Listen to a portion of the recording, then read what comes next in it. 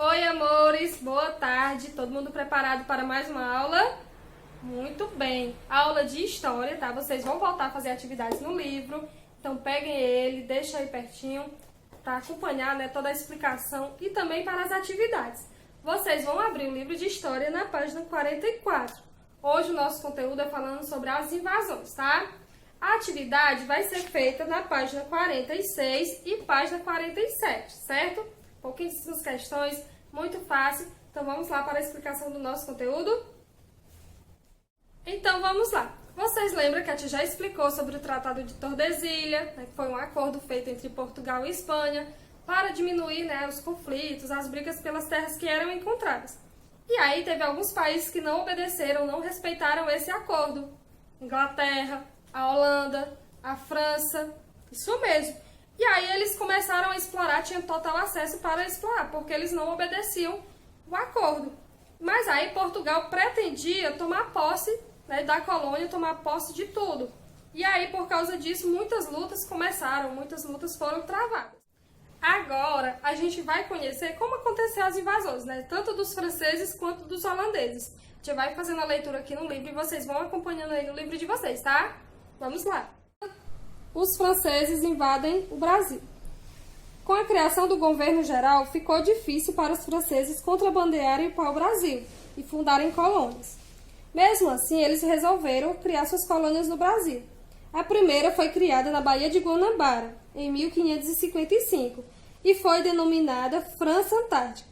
Hoje essa colônia, né, chama-se Ville-Gagnon, em homenagem ao chefe da esquadra francesa invasora, Nicolas Durand de Ville-Gagnon, certo? Observem aqui na imagem, tá? A primeira colônia fundada, Baía de Guanabara. Os franceses aliaram-se aos tamoios e fundaram o Forte Coligny. Foram expulsos do Rio de Janeiro em 1567 no governo Mendes de Sá. O sobrinho do governador, Estácio de Sá, as tropas portuguesas e o cacique Araribóia, da tribo dos Teminomós, ajudaram a expulsá-los. Depois de 45 anos, os franceses voltaram a invadir o Brasil e fundaram a França Equinocial e construíram o Forte de São Luís, em 8 de setembro de 1612. Desse forte foi que surgiu a cidade de São Luís, que atualmente é a capital do estado do Maranhão. Os franceses foram novamente expulsos em 1615, mas dessa vez foram pelas tropas portuguesas, que eram chefiadas por Jerônimo de Albuquerque e Alexandre Andrade Moura, certo? Como vocês viram, né? Os franceses não desistiram, invadiam, eram expulsos, voltavam, mas aí eles, né, foram novamente, né, em 1615 expulsos e pelas tropas portuguesas, tá? Agora a gente vai entender como aconteceu a invasão dos holandeses no Brasil. Os portugueses tinham um bom relacionamento com os holandeses e transportavam junto com eles o açúcar que era produzido no Brasil para os países europeus. A Holanda era encarregada de distribuir o açúcar para o mercado europeu através das suas embarcações. Mas aí, quando o rei de Portugal morreu, na época era Dom Sebastião, ele morreu sem deixar alguém que assumisse o trono. Então o rei da Espanha, Filipe II, assumiu o poder. Então, todas as colônias, inclusive o Brasil, passaram a ser de domínio espanhol. E aí, né, após o Brasil, né, passar a ser domínio espanhol, os holandeses se sentiram prejudicados e resolveram invadir o Brasil, pois eram inimigos dos espanhóis, porque a Holanda, antes pertencia à Espanha, havia declarado sua independência. E aí, para se vingar, os espanhóis proibiram os holandeses de explorarem o açúcar do Brasil. A invasão holandesa principalmente aconteceu na Bahia, em 1624. Os holandeses prenderam o governador Diogo Mendonça Furtado e se apoderaram da cidade de Salvador. Aí a população ficou com medo, né, acabou fugindo para o interior.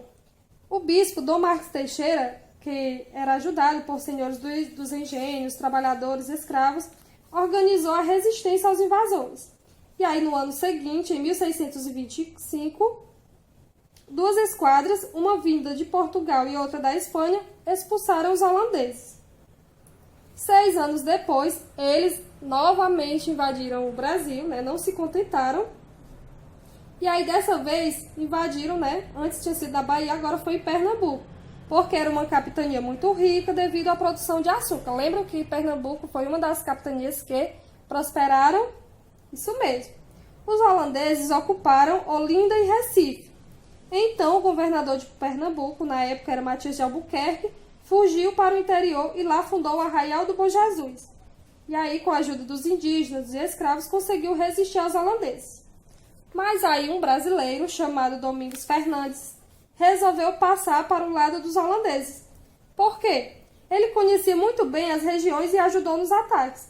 Assim, os holandeses conseguiram conquistar Pernambuco. E aí, derrotado, Matias Albuquerque foi obrigado a fugir para Alagoas. Em 1637, Maurício de Nassau veio da Holanda para assumir o governo. Ele embelezou a cidade do Recife. Como? Construiu palácios, pontes, canais, trouxe também pintores, cientistas, outros artistas, e também emprestou dinheiro para os senhores de engenho aumentarem a produção do açúcar. Em 1640, Portugal libertou-se do domínio espanhol e aí, em seguida, assinou um tratado de paz com a Holanda. Em 1644, o rei de Holanda mandou chamar Maurício de Nassau de volta ao seu país.